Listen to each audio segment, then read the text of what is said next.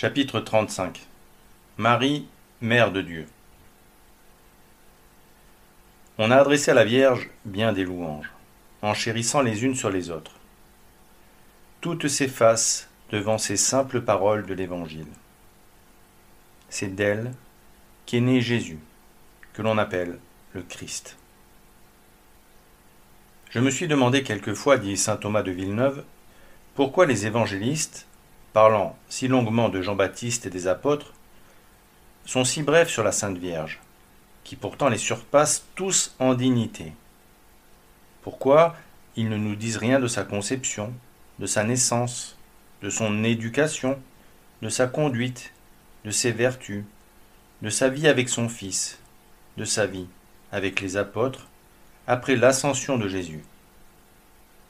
Avec quel intérêt les fidèles auraient accueilli ces récits? Pourquoi, ô évangélistes, nous avez-vous privé de cette joie? Que de merveilles vous auriez racontées! Je ne m'explique ce silence que par une volonté expresse de l'Esprit Saint. La beauté de la Vierge est avant tout intérieure. Si on peut la soupçonner, il est impossible de l'exprimer. L'Évangile fait toute l'histoire de la Vierge en une parole. C'est d'elle qu'est né Jésus.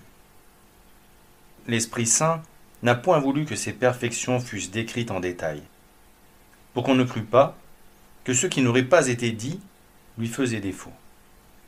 Quand il plaît à l'Esprit Saint d'honorer quelqu'un d'une louange, dit Fénélon, il la rend courte, simple, majestueuse.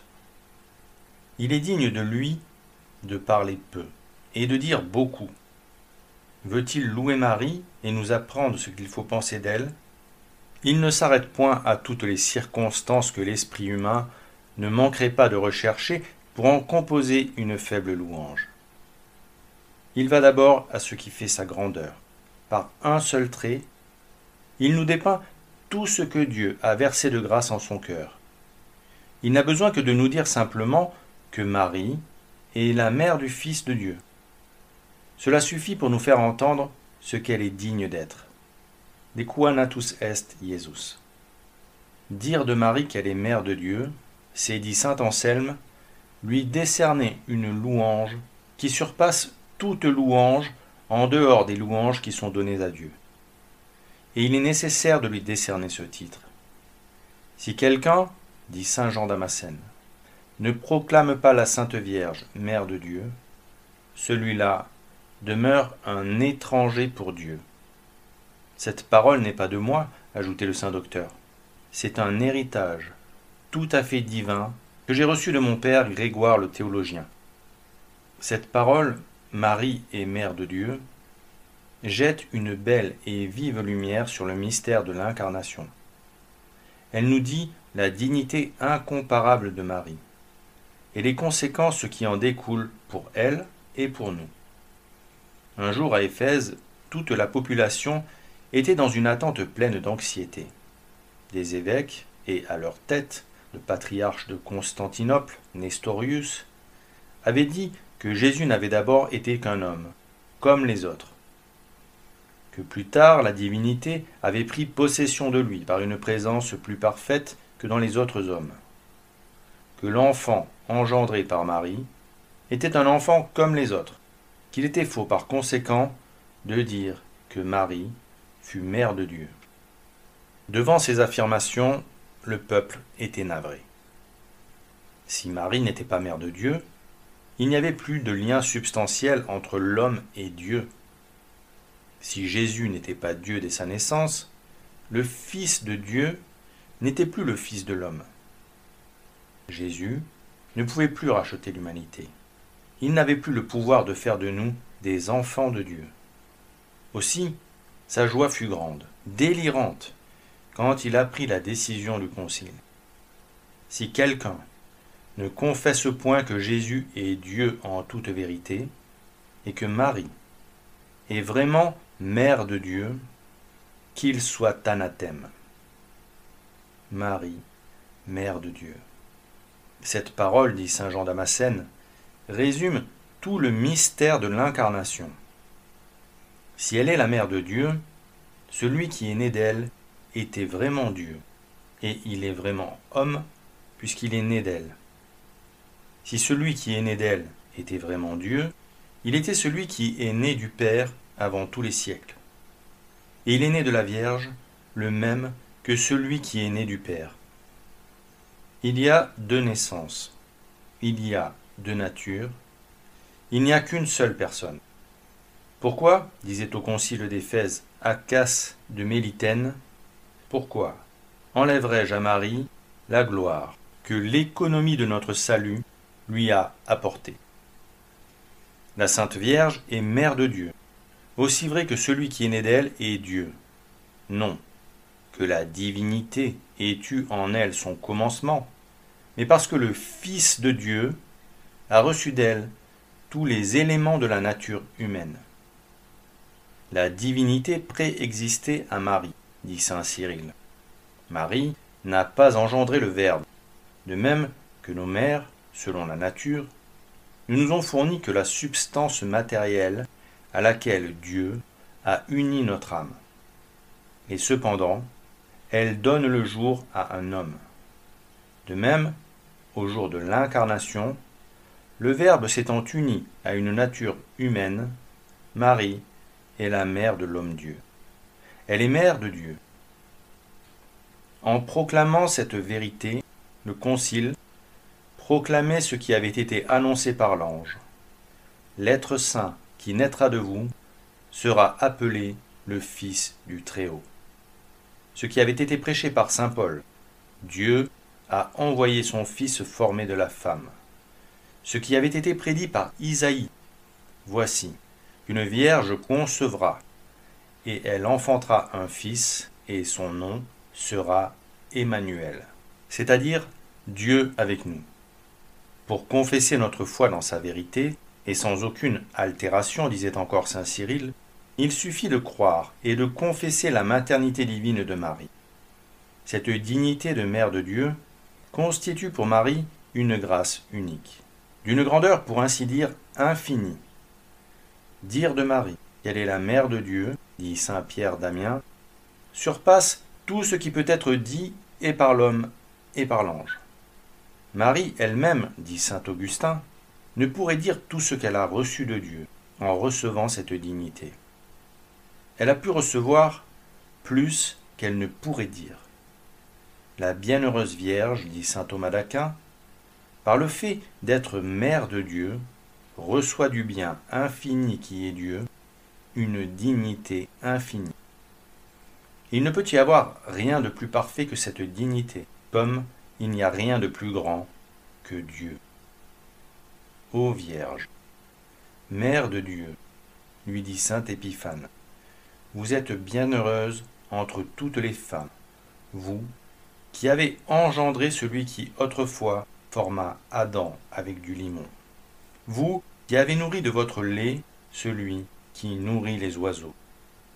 Cette qualité de mère de Dieu la met avec Dieu le Père dans des rapports uniques. Celui qui s'est fait petit jusqu'à naître d'une femme, dit saint Augustin, demeure si grand qu'il ne peut être séparé de son Père.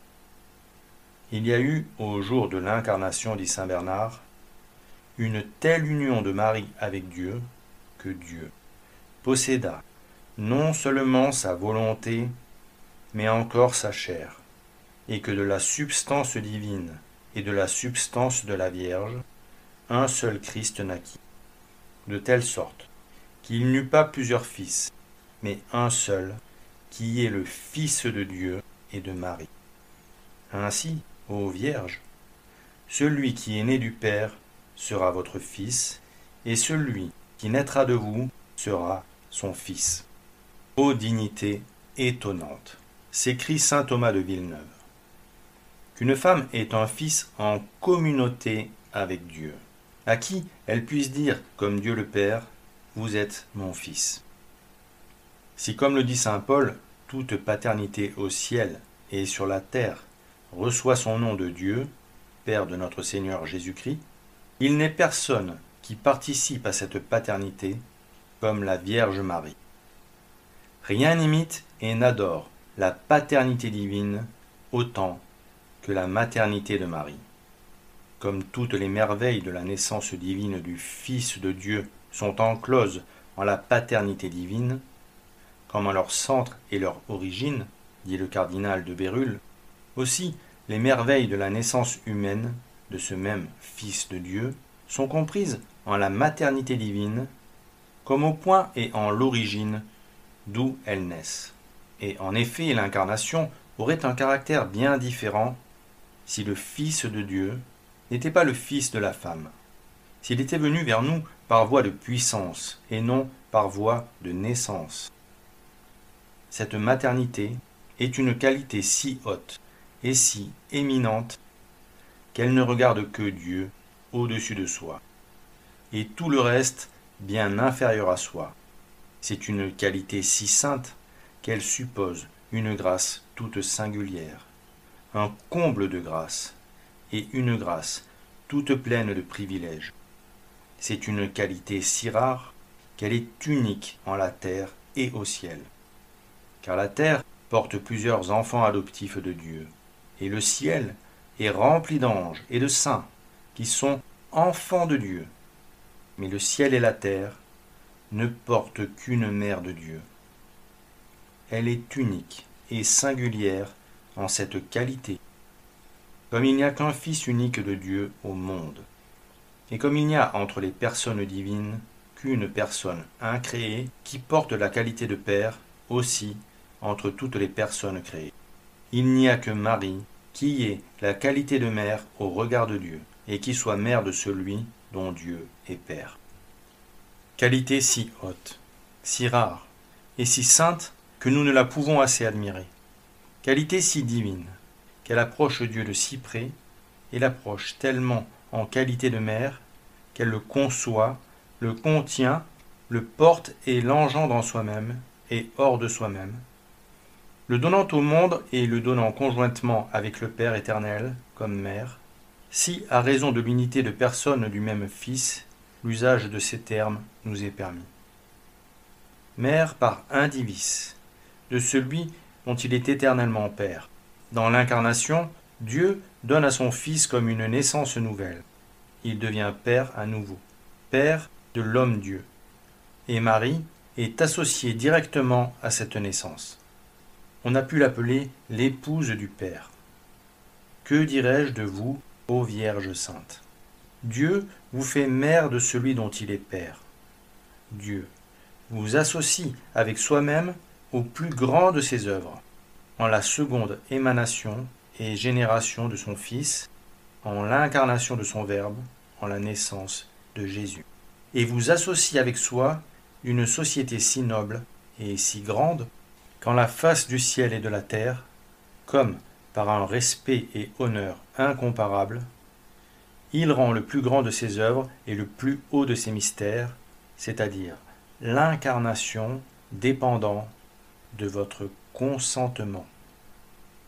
Ainsi, de même que la paternité qui est en Dieu est la paternité par excellence, la maternité qui est en Marie est la maternité parfaite. Dieu, sans aucun autre concours, engendre son Fils de sa substance infinie. Le Fils de Dieu tire toute sa substance humaine de Marie, sans aucun autre concours que celui de Dieu. Dans l'une de ses naissances, dit saint Augustin, un père sans mère, dans l'autre, une mère sans père. Toutes deux sont admirables. Et dans sa maternité divine, Marie sera semblable à Dieu, autant qu'une créature peut l'être. Cette maternité l'établit dans des rapports uniques avec Jésus. C'est d'elle qu'il reçoit toute sa substance humaine. C'est en elle qu'il repose et par elle qu'il fait son entrée dans ce monde. Il veut dépendre d'elle, et c'est elle qui le donne au monde. C'est d'elle que Jésus a reçu le corps par lequel Dieu touchait l'homme, par lequel il a opéré tant de miracles, qu'il a immolé sur la croix, opérant ainsi notre rédemption, et qu'il gardera éternellement. Ô Vierge sainte, lui dit saint Épiphane, mère de l'éternelle lumière, de cette lumière qui a donné au soleil son éclat, qui éclaire les anges, qui donne au monde la lumière de la foi, qui révèle aux hommes la Trinité sainte, de cette lumière qui a dit « Je suis la lumière du monde ». Vous avez jeté les anges dans la stupeur, car la femme, revêtue du soleil, est le plus grand de tous les miracles. C'est un miracle étonnant que celui qui est le Père des siècles devienne le Fils de la femme. Elle est cette fournaise. D'où nous vient ce pain que nous a donné le Sauveur quand il nous a dit « Prenez et mangez. Ceci est mon corps brisé pour la rédemption de vos péchés. » C'est elle dont Jésus a fait le lieu de prédilection de son séjour. Tout est fait pour nous en ce jour de la fête virginale, disait Proclus de Cyzique, dans son discours du jour de l'Annonciation à Constantinople. La terre, la mer et les cieux semblent s'accorder pour célébrer la gloire de leur souveraine. L'allégresse est partout. Réunissons donc nos cœurs et nos voix pour saluer la Vierge Marie, Mère de Dieu. Elle est le trésor de virginité immaculée, le paradis spirituel de l'Adam nouveau, le théâtre de l'union entre les deux natures divines et humaines, le gage de la paix entre le ciel et la terre, le lit nuptial où le Verbe épousa notre chair, le véritable buisson ardent qui ne fut pas consumé par l'enfantement du feu divin, la nuée légère qui porta celui dont le trône est assis sur l'aile des chérubins, la toison très pure imprégnée de la rosée céleste dont le pasteur revêt ses brebis. Elle est servante et mère de Dieu. Elle est vierge et elle est le ciel vivant où réside Dieu. Elle est le pont par lequel Dieu vient vers les hommes. Elle est l'instrument où fut tissée la trame indissoluble de l'union des deux natures. L'Esprit Saint accomplit cette œuvre divine. La vertu du Très-Haut en protégea le mystère. L'antique toison d'Adam fournit la laine. La chair immaculée de la Vierge fut la trame. La grâce dont elle était remplie en fut le nœud. Et enfin, le Verbe incarné, l'artisan immortel. Quel œil a vu, quelle oreille a entendu de semblables prodiges? Le Dieu incommensurable a voulu reposer dans le sein d'une femme. Une vierge a porté celui que l'immensité des cieux ne peut contenir. Il est né d'une femme, il est né, non pas Dieu seulement, ni homme seulement, mais homme-Dieu. Il ne rougit pas, ce grand Dieu, de naître d'une femme, parce que c'était la vie qui l'apportait au monde. Ô champ fertile, où le maître de la nature a fait germer l'épi sans semence. Temple, dans lequel Dieu s'est fait prêtre, sans changer de nature, mais par amour pour nous, revêtant la nature du véritable Melchisédek. Nous reconnaissons aux Vierges bienheureuses 3 séjours et habitations singulières du Verbe divin. L'une au sein paternel de toute éternité, l'autre au sein maternel dans la plénitude des siècles, et la troisième en notre humanité pour toute éternité. Dieu veut être et habiter en vous, d'une façon éminente et singulière, distincte de celle par laquelle il habite en la terre et au ciel, en la grâce et en la gloire. Vous portez en vous-même celui qui porte toutes choses. Vous contenez celui qui contient tout. Celui qui est résident au Père éternel et résident en vous. Celui qui vit en son Père et de la substance du Père, vit en vous et vit de votre substance. Ô société très aimable! Car qu'y a-t-il de plus intime et de plus conjoint au Fils que la mère, et au Fils de Dieu que la mère de Dieu? Car l'état de mère a ce privilège en la nature d'avoir et de porter double esprit, double cœur, double vie en un même corps. Et l'état de mère de Dieu donne ce privilège à la Vierge par nature et par grâce. d'avoir Jésus en soi, et de l'avoir comme partie noble de soi, et d'avoir l'esprit, le cœur et la vie de Jésus si intimes et si conjoints à son esprit, à son cœur, à sa vie, qu'il est l'esprit de son esprit, le cœur de son cœur et la vie de sa vie. Ô abîme de merveille! Vous donnez vie à Jésus car il est votre Fils. Vous recevez vie de Jésus car il est votre Dieu. Jésus-Christ était en elle. Elle était pour Jésus un ciel, dit saint Épiphane. Elle était pour Jésus un trône. Elle était pour Jésus comme une croix sur laquelle il s'offrait déjà à son Père. Comme le Verbe pendant toute l'éternité repose dans le sein du Père et y repose avec amour, le Verbe incarné reposait dans le sein de Marie et avait pour elle un amour semblable à celui qu'il a pour son Père. Il était en elle comme dans le lieu de son très doux repos. Il avait sanctifié le tabernacle où il devait habiter, et son séjour ne devait pas y être troublé. Il y était comme dans un temple saint, qui était tout rempli de la présence de Dieu qui y habitait. Elle possédait le Fils de Dieu, vivait de sa vie, aimait avec lui, priait avec lui, adorait avec lui. Elle ne vivait plus que pour Jésus, ne sentait plus que Jésus. Elle était ce vase spirituel que l'Église aime à invoquer. Jésus-Christ était en elle comme dans une arche de l'alliance véritable, contractant avec les hommes une alliance éternelle. S'il avait été formé comme le fut Adam, directement par Dieu, s'il était venu vers nous par voie de puissance, je pourrais craindre qu'à un moment, révolté par nos grossièretés et nos ingratitudes, il ne s'en allât loin de nous. Mais puisqu'il est le Fils de Marie, il lui appartient, il est sa chair et son sang. Il nous appartient puisqu'il appartenait à Marie. Ce Fils unique, infiniment aimé, qui lui est égal en tout, dit saint Anselme, Dieu n'a pas voulu qu'il fût uniquement à lui, mais il a voulu qu'il fût le Fils unique, le Fils bien-aimé, le Fils selon la nature et la vérité de la Vierge Marie. Si Dieu avait formé lui-même et directement l'humanité qui devait être unie au Verbe, le mystère de l'incarnation, le mystère de l'union de la nature divine avec la nature humaine, dans l'unité de personne, serait encore le chef-d'œuvre de Dieu par lequel Dieu se rendrait une gloire infinie. Il ne serait plus le mystère qui sauve et relève la nature humaine, puisque la nature assumée par le Verbe ne nous appartiendrait plus.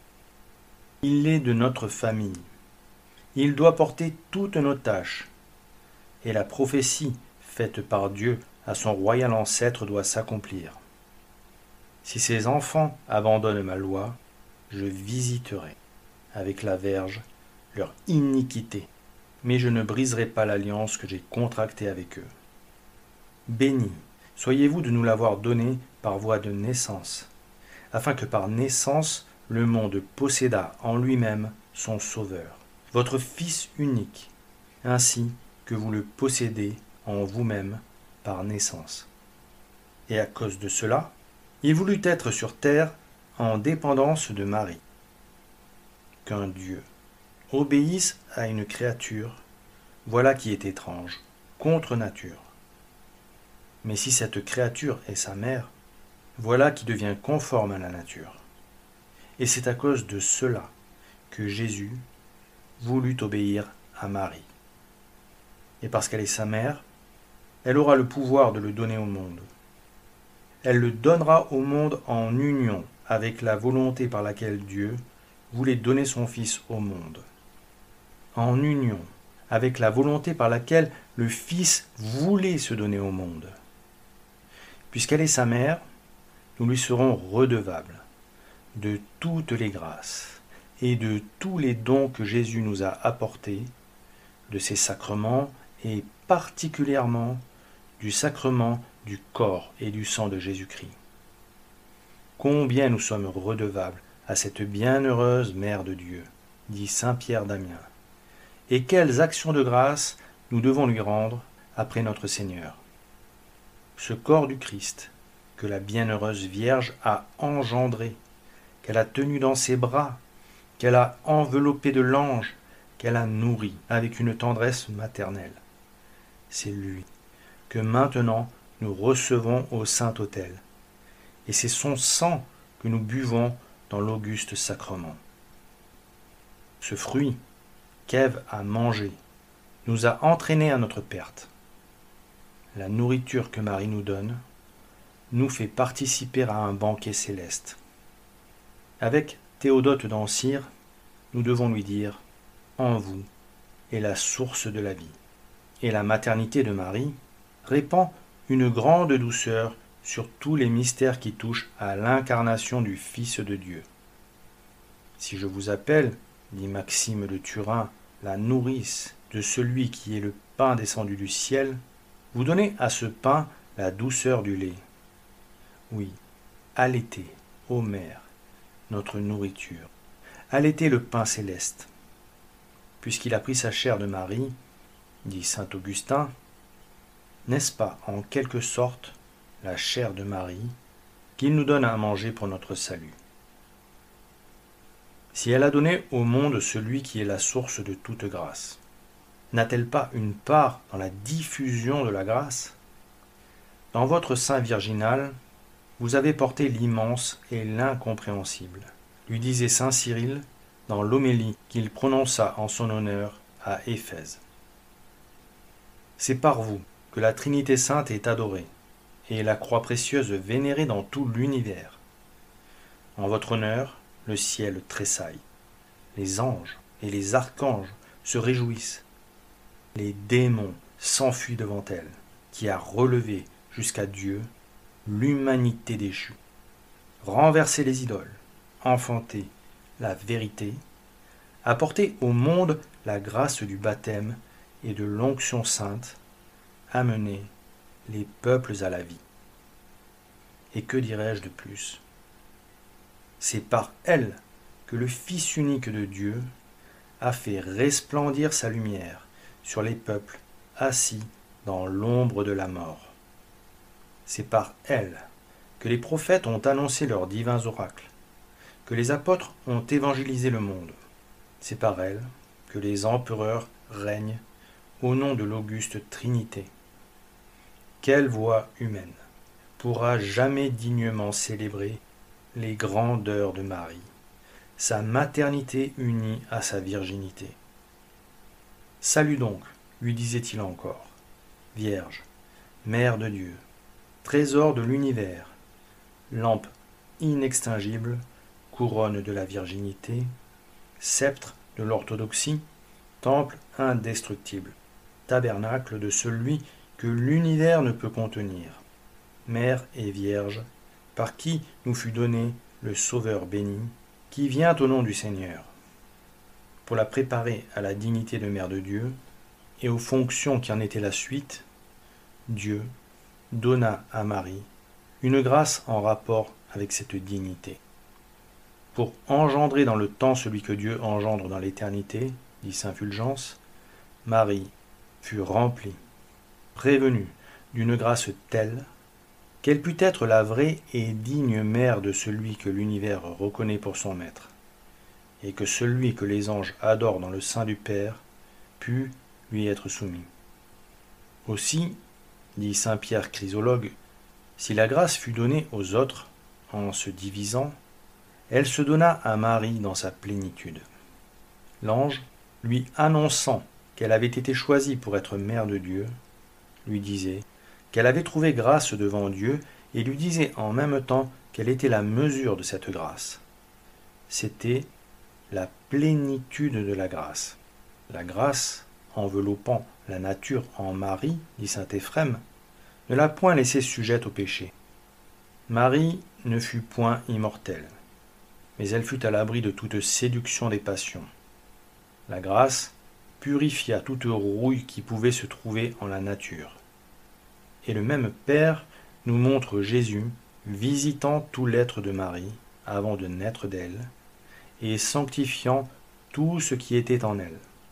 Car là où est le Christ, toute pureté y est avec lui. La pureté qui était en Marie, dit saint Pierre d'Amiens, était une pureté vraiment divine. Elle était féconde, et elle n'aboutissait à rien moins qu'à l'enfantement d'un Dieu. Et Marie correspondit pleinement à la grâce d'en haut. Elle mérita, autant que l'homme peut mériter, dit saint Thomas, d'être mère de Dieu. Elle est, dit saint Grégoire, dans un texte déjà partiellement cité, elle est cette montagne élevée au-dessus des monts dont nous parle le prophète, car elle surpasse par la dignité de son élection toute créature exaltée par Dieu. C'est une montagne au-dessus des montagnes, car la grandeur de Marie s'élève au-dessus de celle de tous les saints. C'est une montagne au-dessus des montagnes, car sa divine fécondité l'élève au-dessus des anges. Elle est la maison de Dieu élevée au-dessus des monts, puisqu'en elle s'est reposé le Fils de Dieu lui-même. Elle est la montagne fertile, qui nous a donné le fruit parfait, ce fruit dont David disait « Que tous les peuples vous rendent gloire, ô Dieu, car la terre a donné son fruit. » Et Isaïe, parlant du fruit de la Vierge, disait « Ce fruit sera sublime. » Pour comprendre la dignité de la maternité de Marie, les grâces et les mérites qui la préparent, il faudrait comprendre Dieu lui-même. De même qu'il n'est pas facile de comprendre Dieu et de parler de lui, dit saint Basile de Séleucie, que cela est même impossible. De même, le grand mystère de la Mère de Dieu est au-dessus de la conception et des paroles de l'homme. Le temps nous manquerait à nous et à toutes les générations qui nous suivront, disait en s'adressant à Marie, un savant évêque, qui subit courageusement le martyre, si nous voulions célébrer en de dignes éloges votre bonheur, ô vous, qui êtes la mère du roi des siècles. Un prophète nous faisait entendre combien vous êtes au-dessus de toute intelligence créée quand il disait « Combien grande est la maison de Dieu et le lieu qui possède Dieu. Ce lieu est grand, sublime, immense. Seul, vous avez eu part avec Dieu aux choses de Dieu, vous qui seul avez engendré dans la chair un Dieu, né de Dieu le Père, Fils unique et éternel. » Vous demandez quelle est la dignité de la mère, dit Bruno d'Asti. Demandez d'abord quelle est la grandeur du Fils. Le Fils n'a pas son pareil parmi les hommes, et la mère n'a pas sa pareille parmi les femmes. Le Fils l'emporte en beauté sur tous les enfants des hommes. La mère est belle, comme une aurore qui se lève. La puissance que Jésus donne à sa mère est en rapport avec sa dignité. Si Dieu a donné à ses saints le pouvoir d'accomplir de si grands miracles, dit saint Basile de Séleucie, n'a-t-il pas donné un pouvoir plus grand encore à celle qui la nourrit? Si Pierre a été proclamé bienheureux et a reçu les clés du ciel pour avoir confessé la divinité du Sauveur, quelle place occupera celle qui l'a porté? Si Paul a été appelé un vase d'élection pour avoir porté partout l'auguste nom de Jésus, quel vase d'honneur sera celle qui a enfanté Jésus? Si l'arche d'alliance qui contenait le vase d'or renfermant la manne était environnée de tant d'honneur, quel honneur méritera celle qui possédait en elle le pain céleste qui donne la vie aux fidèles? Jésus, pouvant agir au gré de son amour en faveur de sa mère, la revêtira d'une puissance vraiment digne de lui. Si l'incarnation du Fils de Dieu est une œuvre d'humilité, elle est aussi une œuvre de puissance. C'est par puissance, dit le cardinal de Bérulle, qu'il se fait humble. C'est par puissance qu'il se fait naissant et enfant. C'est par puissance qu'il pâtit, qu'il gémit, qu'il est enveloppé de bandelettes. Aussi, dans ses abaissements et impuissances, il y a une puissance secrète et admirable. Et en naissant, il fait le plus grand effet et le plus grand état qui soit en l'ordre de la nature, de la grâce et de la gloire. L'ordre est l'état de mère de Dieu, ordre distinct de tous les autres, qui sont entre les anges et entre les saints, ordre qu'elle remplit seule et auquel elle est unique. Si Jésus, pendant les jours de sa vie mortelle, a employé sa puissance pour se garder, lui et sa mère, dans un état d'abaissement, maintenant qu'il peut employer sa puissance à exalter sa mère, de quelle gloire et de quelle puissance il la revêtira. Et puisque Marie est vraiment mère de Jésus, qu'elle tire de là tout ce qu'elle a et tout ce qu'elle est, il est certain, comme le dit saint Bernard, que tout ce que nous dirons à la louange de la mère reviendra au Fils. Et de même, quand nous honorerons le Fils, nous honorerons et nous réjouirons la mère. Les grandeurs de Marie diront la profondeur des abaissements du Fils de Dieu. Pourquoi s'étonner de voir Marie s'élever de ce désert de la terre, riche de toute joie? Ne vaut-il pas mieux encore admirer le Christ descendant, pauvre, de la gloire du royaume céleste?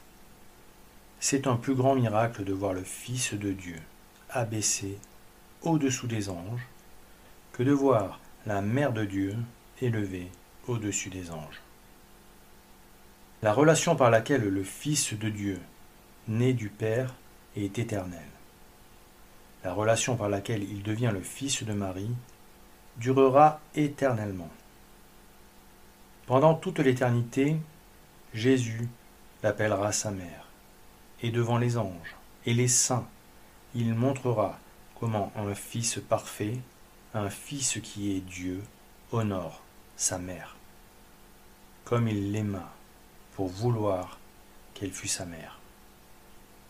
Il nous aime aussi, puisque c'est pour nous qu'il l'a choisie pour être sa mère.